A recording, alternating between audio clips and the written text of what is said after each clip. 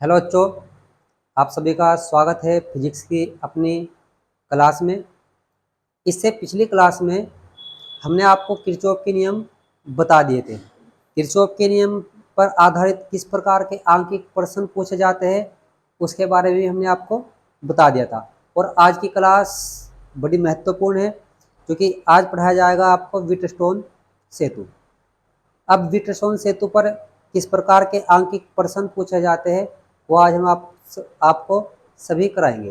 अब चलिए देखते हैं। अब आपका जो टॉपिक है वो क्या है? व्हीटस्टोन सेतु। लगभग जब वैज्ञानिक किरचॉफ ने अपने नियम दिए 1842 ईस्वी में।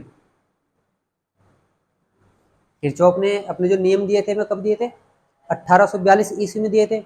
और तभी उसके नियमों के बाद व्हीटस्टोन सेतु ने एक ऐसी व्यवस्था तैयार की जिससे हम किसी भी अज्ञात प्रतिरोध को ज्ञात कर सकते थे। तो एक वैज्ञानिक था व्हीटस्टोन। वैज्ञानिक कहाँ का था? इंग्लैंड का। ठीक है।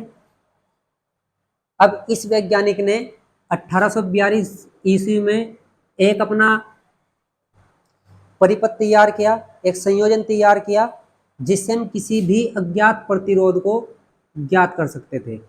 अज्ञात प्रतिरोध को। ठीक।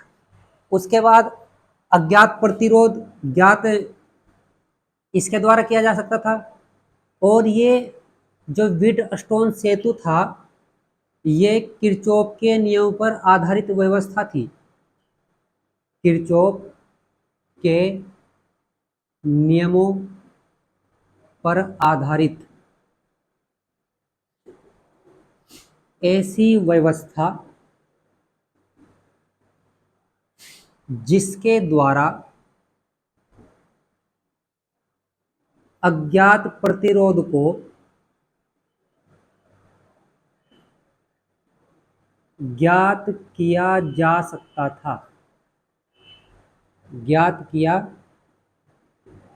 जा सकता था। ठीक है। तो अब यहां से आपको दो बात पता लग गई कि जो व्हीटस्टोन सेतु होता है वो किसके नियमों पर आधारित होता है? किरचॉफ के नियमों पर। किया क्या जाता है? इससे हम किसी भी अज्ञात प्रतिरोध को ज्ञात कर सकते हैं। ठीक है। अब हम पढ़ेंगे क्या? इसके बाद हम पढ़ेंगे इसका सिद्धांत। सिद्धांत इसका क्या होता है? अब देखिए, सिद्धांत में आपको एक इसका चित्र याद रखना है और उस चित्र से ही इसके बारे में बहुत आसानी से याद रखा जा सकता है।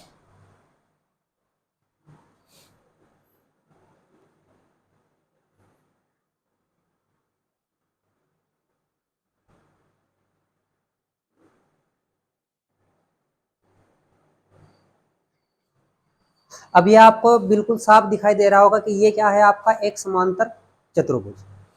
तो इसने क्या किया कि चार प्रतिरोधों को, और चार प्रतिरोध क्या थे? पी, क्यू, आर, एस, या इसे भी कह सकते हैं आप पी, क्यू, आर, एस। यानी कि चार प्रतिरोधों पी, क्यू, आर, एस को एक समांतर चतुर्भुज ए, बी, सी, डी की भुजाओं में जोड़ दिया। इसके एक विकर्ण एसी में एक सेल तथा एक पलक कुंजी K1 को जोड़ दिया तथा दूसरे विकर्ण BD में एक धारामापी G तथा दाब कुंजी K2 को जोड़ दिया। अब यदि इस कुंजी K1 को बंद करके इसमें धारा प्रवाहित की जाए, या यह कहा जाए कि यदि इन चारों प्रतिरोधों को इस प्रकार समायोजित कर दिया जाए कि इस धारामापी में कोई विक्षेप न हो, मतलब यदि इन चारों प्रतिरोधों को इस प्रकार समायोजित कर दिया जाए कि इस धारामापी में कोई विक्षेप न हो, तब वह अवस्था सेतु की संतुलित अवस्था कहलाती है। और सेतु की संतुलित अवस्था में किन्हीं दो संलग्न भुजाओं में लगे प्रतिरोधों का अनुपात, या ये कह सकते हैं ये भी संलग्न भुजाएं हैं और ये भी, तो किन्हीं दो संलग्न भुजाओं में लगे प्रतिरोधों का अनुपात शेष दो संलग्न भुजाओं में लगे प्रतिरोधों के अनुपात के बराबर होता है। ठीक है, अब इसी बात को जो हमने अभी आपको बताई है उसे हमें लिखना है। हमने क्या बोला कि इसमें 4 प्रतिरोधों, अब 4 प्रतिरोध आपके पास कौन कौन से हैं? 4 प्रतिरोधों P, Q, R, S को एक समांतर चतुर्भुज ABCD की भुजाओं में जोड़ा जाता है। ठीक है, यानी कि 4 प्रतिरोधों के किस में जोड़ दिया? एक समांतर चतुर्भुज ABCD की भुजाओं में। उसके बाद इसके एक विकर्ण, अब विकर्ण कौन सा है आपका? AC, इसके एक विकर्ण AC में एक सेल तथा एक पलग कुंजी K1 को जोड़ा जाता है। मतलब इसके एक विकर्ण में हमने क्या जोड़ दिया? एक पलग कुंजी को और एक सेल को जोड़ दिया। तथा दूसरे विकर्ण BD में, विकर्ण BD में एक धारामापी G तथा दाब कुंजी K2 को जोड़ा जाता है। यानी कि दूसरे विकर्ण में क्या जोड़ दिया हमने? एक धारामापी को और एक दाब कुंजी K2 को। अब यदि चारों प्रतिरोधों को इस प्रकार समायोजित किया जाए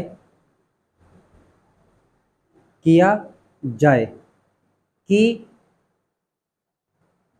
कुंजी K1 को दबाने पर या कुंजी K2 को दबाने पर, कुंजी K2 कौन सी है ये? मतलब अगर हम इन चारों प्रतिरोधों को इस प्रकार समायोजित कर दे कि इस कुंजी K2 को दबाने पर इस धारामापी G में विक्षेप कितना हो? 0 हो, तब यह इस सेतु की संतुलित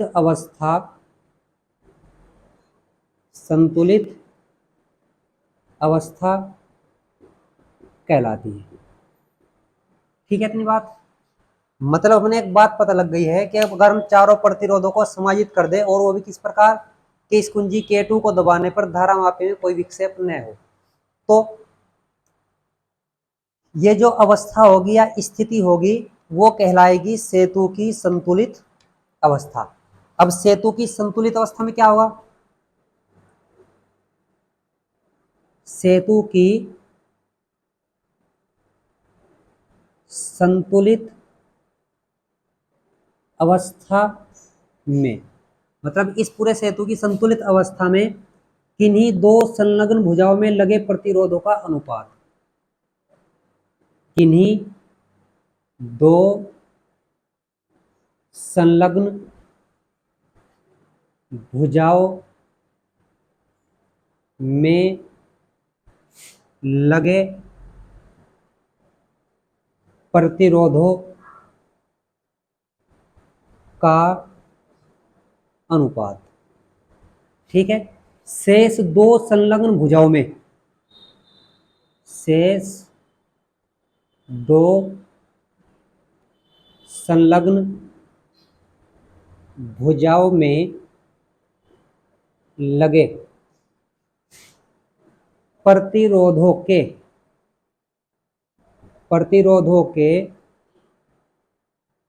अनुपात के बराबर होता है। मतलब जो शेष दो संलग्न भुजाओं में प्रतिरोध लगेंगे उनके अनुपात के बराबर होगा। अर्थात हम कह सकते हैं, क्या कह सकते हैं, अब से पहली दो संलग्न भुजाएं कौन सी है, पी और आर, मतलब पी बटे आर बराबर क्या, क्यू बटे एस। ठीक है, या फिर दूसरी भाषा में क्या कह सकते हैं, अब ये भी तो दो संलग्न भुजाएं है, तो P अपॉन क्यू और R अपॉन एस। अब यहां से आपको देख रहा है कि अगर Q और R को परस्पर एक दूसरे की जगह कर दूं मैं तो क्या होगा, Q यहाँ पर आ जाएगा, R यहाँ पर, तो देखिए बिल्कुल सेम बात है। तो आशा करता हूं इसका सिद्धांत आपके समझ में आ गया होगा। अब हम इसके सूत्र की स्थापना करेंगे। ठीक है, क्या करेंगे, सूत्र की स्थापना। सूत्र की स्थापना। अब जैसे ही इस कुंजी K1 को बंद किया जाता है, क्या किया जाता है, बंद, तो इससे धारा I1 पर धारा I प्रवाहित होगी और ये बिंदु A पर दो भागों में बट जाएगी, धारा I1 और धारा I2। तो क्या लिखेंगे कि जब कुंजी K1 को बंद किया जाता है तब इसमें धारा I प्रवाहित होती है। मतलब इसमें कौन सी धारा प्रवाहित होगी, I धारा प्रवाहित होगी, जो बिंदु A पर दो भागों में बट जाती है। तो ये जो धारा है कितने भागों में बट जाती है, दो भागों में। और कौन कौन से भाग है, भुजा AB में, भुजा AB में भाग कौन सा है, I1। भुजा AB में I1 तथा भुजा AD में, भुजा AD में I2 धारा बहती है। मतलब भुजा AB में कौन सी धारा हो गई आपकी, I1, और भुजा AD में कौन सी धारा हो गई, I2। अब यदि चारों प्रतिरोधों को इस प्रकार समायोजित किया जाए, अब आप सामान्य भाषा में कह सकते हैं कि सेतु की संतुलित अवस्था में। अब यदि चारों प्रतिरोधों को इस प्रकार समायोजित किया जाए कि G का मतलब धारामापी में कोई विक्षेप न हो, मतलब इस धारामापी में कोई भी विक्षेप न हो। और ऐसा कब हो सकता है? जब इस बिंदु का विभव इस बिंदु के विभव के बराबर होता है, कि जी में कोई विक्षेप न हो, तब बिंदु बी तथा डी समान विभव पर होते हैं। ठीक है, यानी कि बिंदु बी और बिंदु डी कैसे विभव पर होंगे? समान विभव पर, मतलब इस भुजा में कोई धारा प्रवाहित नहीं होगी। तो उस समय क्या होगा कि जो भुजा ए बी में थे वही धारा, सॉरी, जो धारा भुजा ए बी में थी वही धारा होगी भुजा सी में, बी और सी में। कितनी? I1। क्या कहेंगे यहां से हम कि जो धारा प्रतिरोध P में थी वही धारा किस में होगी? प्रतिरोध Q में। और जो धारा प्रतिरोध R में थी वही धारा किस में होगी? प्रतिरोध S में। तो सिंपल सी बात है, इसमें कौन सी थी? I2। तो यहां भी कौन सी होगी? I2। इधर से घूम कर आ जाएगी फिर I। तो वही बात लिखेंगे हम, तब जो धारा प्रतिरोध P में थी वही धारा किसमें होगी? प्रतिरोध वही धारा कौन सी? I1 प्रतिरोध Q में होगी, तथा जो धारा I2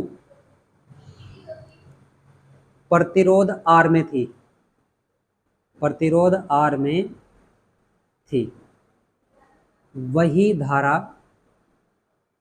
प्रतिरोध किसमें? S में होगी, S में होगी। तो आपको इतना पता लग गया कि I1 धारा इसमें बहेगी और I2 धारा इसमें बहेगी। तो अब इसे हम क्लोज लूप मान लेते हैं ऐसे, ठीक है ना? सामान्य मान सकते हैं ना इस प्रकार, ऐसे, इस प्रकार। यह है वन लूप। और इसमें भी कैसे मानेंगे? ऐसे। ये क्लोज मतलब क्लोज लूप 2। तो सबसे पहले हम क्या करेंगे? इसका ए बी और डी ए लेंगे। तो बंद पास, अब बंद पास कौन सा ले रहे हैं हम? ए बी डी और ए। बंद पास ए बी डी ए में अब कौन सा रूल लगाएंगे? किरचॉफ का दूसरा नियम। तो किरचॉफ के कौन सा rule? Second rule, Kirchhoff second rule. आप लिख लीजिएगा हिंदी में, किरचॉफ के दूसरे नियम से। तो अब कैसे लगाते हैं किरचॉफ का दूसरा नियम? धारा और प्रतिरोध का गुणनफल, धारा और प्रतिरोध का गुणनफल, और धारा और प्रतिरोध का गुणनफल। मतलब इसमें धारा कितनी है? I1। प्रतिरोध कितना है? P।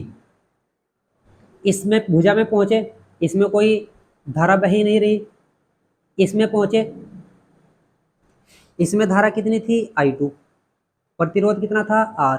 और इसमें कोई विद्युत वाहक बल मतलब कोई बैटरी नहीं लगी हुई है। अब ये क्या होगा? माइनस, क्योंकि दिशा के विपरीत है। तो यहां से बन जाएगा I1P बराबर I2R, इधर जाकर हो जाएगा प्लस। समीकरण फर्स्ट। अब सेम क्या करोगे आप? इस बंद पास में ले लीजिए बी सी डी में। तो बंद पास बी सी डी पी में किरचॉफ सेकंड रूल से क्या होगा? I1 into Q, I1 into Q minus, क्योंकि धारा के विपरीत दिशा में होगा, I2 इंटू एस, और बराबर 0, क्योंकि इस सर्किट में कोई सेल लगा हुआ नहीं है। यो उधर जाकर क्या हो जाएगा? माइनस। तो I1 into Q is equal to I2 into S, समीकरण सेकंड। अब समीकरण फर्स्ट बटे सेकंड कर दीजिए। तो करने पर क्या होगा, अब फर्स्ट क्या है I1P और सेकंड क्या है I1Q, इधर I2R और नीचे I2S, I2 से I2 कट और I1 से I1, तो आपके पास बन जाएगा P/Q एंड R/S। तो यही है आपका व्हीटस्टोन सेतु का सिद्धांत और उसी से निकला है ये फॉर्मूला। आप इसका स्क्रीनशॉट ले लीजिए, फिर इस पर आधारित एक न्यूमेरिकल कराएंगे, ठीक है। तो अब ये आपका आर्टिकल है और इसे आप वेरी इंपॉर्टेंट क्वेश्चंस में नोट कर लीजिएगा। यह अधिकतर लगभग 3 सालों में से 2 सालों में पूछा ही जाता है। अब इसे मैं साफ करता हूँ।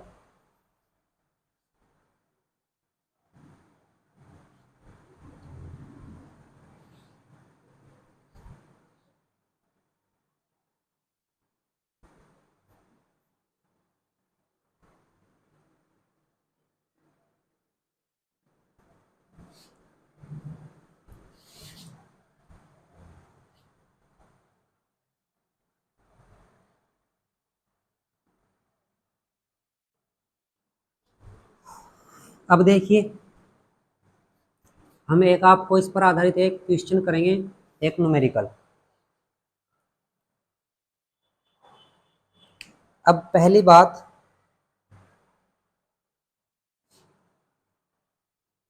ये क्वेश्चन ही मान लेंगे हम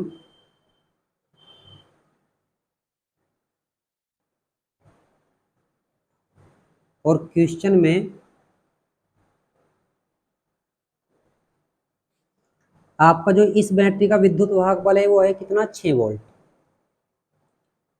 इसकी वैल्यू है 15 ओम, इसकी वैल्यू है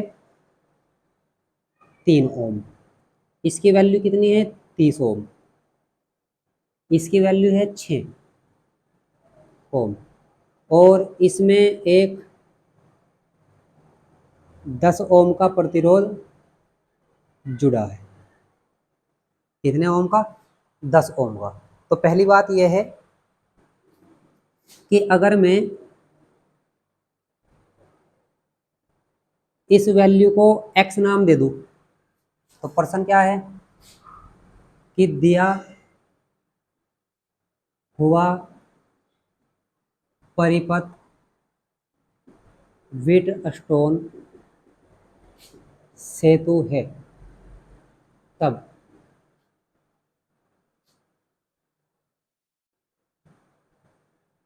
प्रतिरोध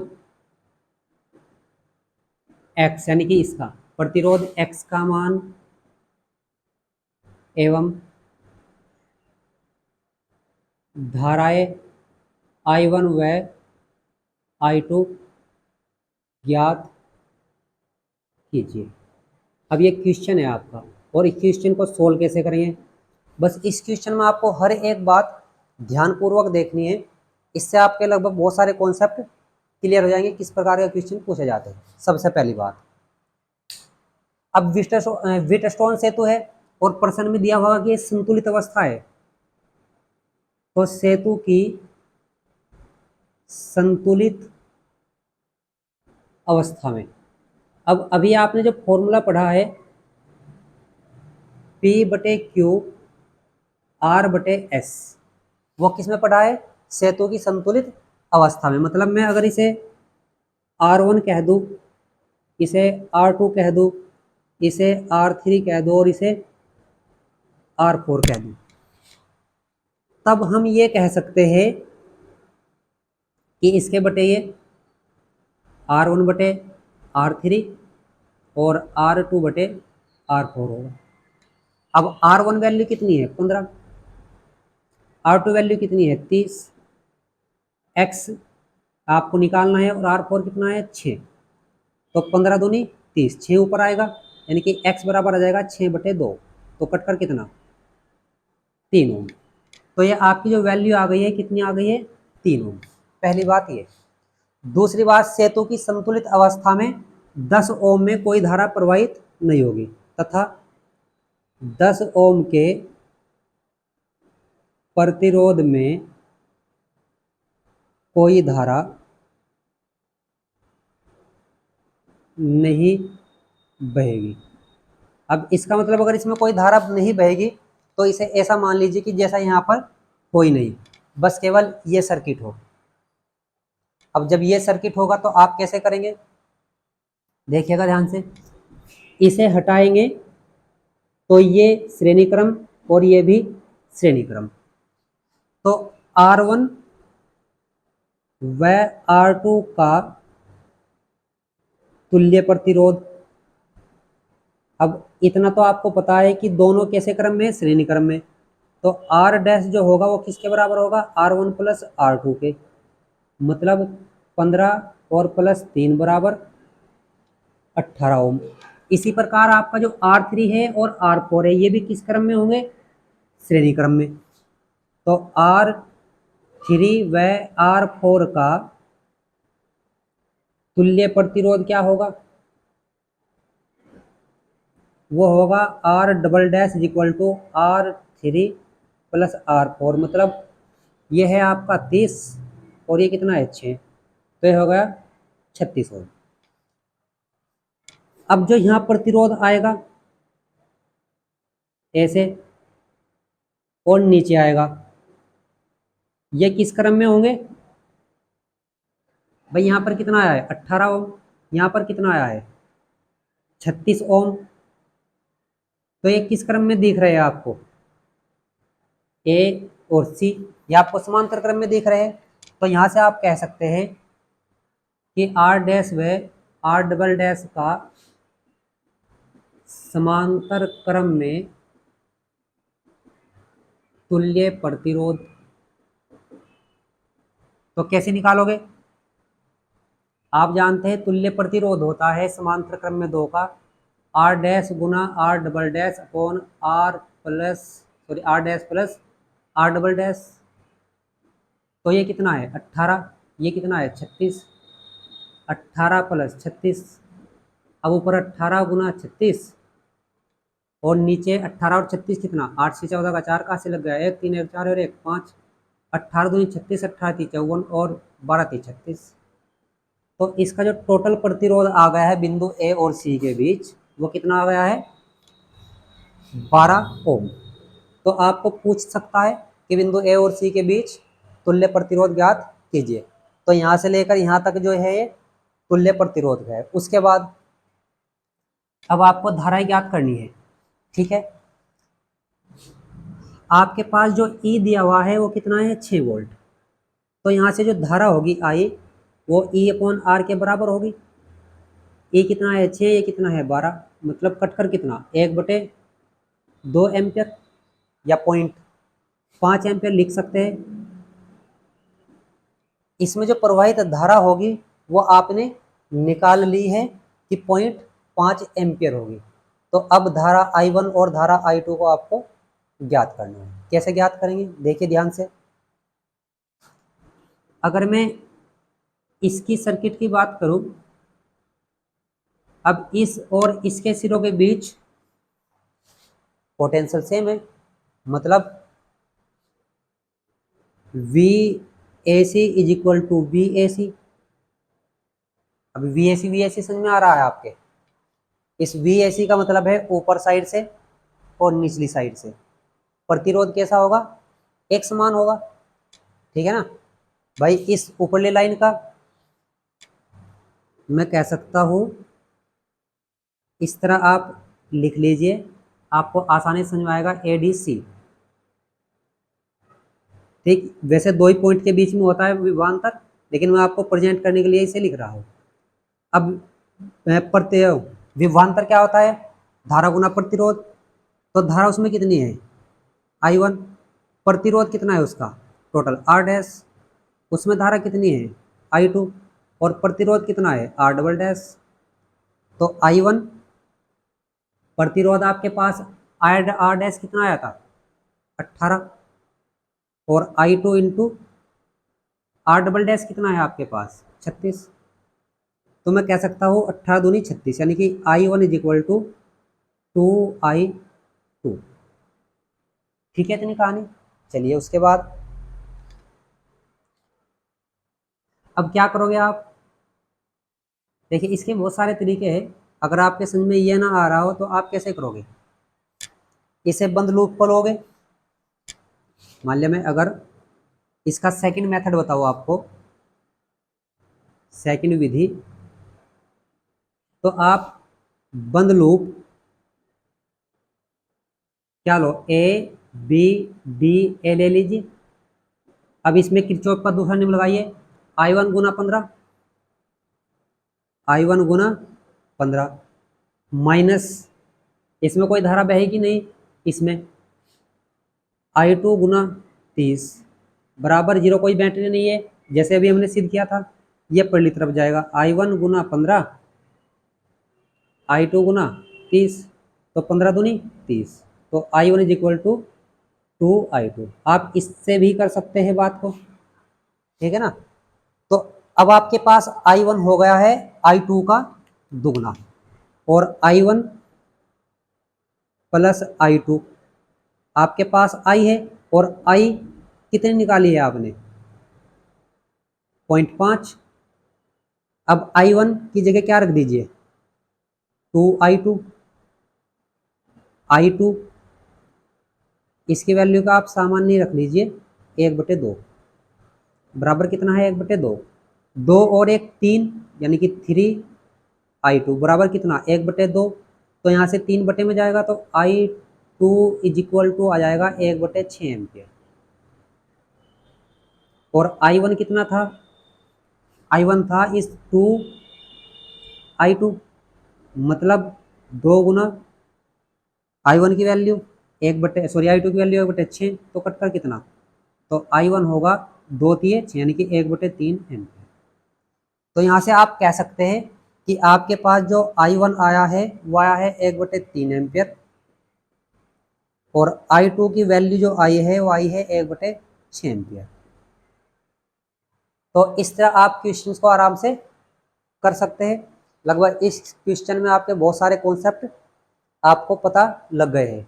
अब कुछ क्वेश्चन मतलब कुछ कॉन्सेप्ट छूटे हुए होंगे, तो जब इसके न्यूमेरिकल कराएंगे वो कुछ क्वेश्चन उसमें आ जाएंगे और कॉन्सेप्ट भी। तो चलिए फिर मिलते हैं नई वीडियो में, तब तक के लिए आप इससे संबंधित क्वेश्चनों को हल कीजिएगा।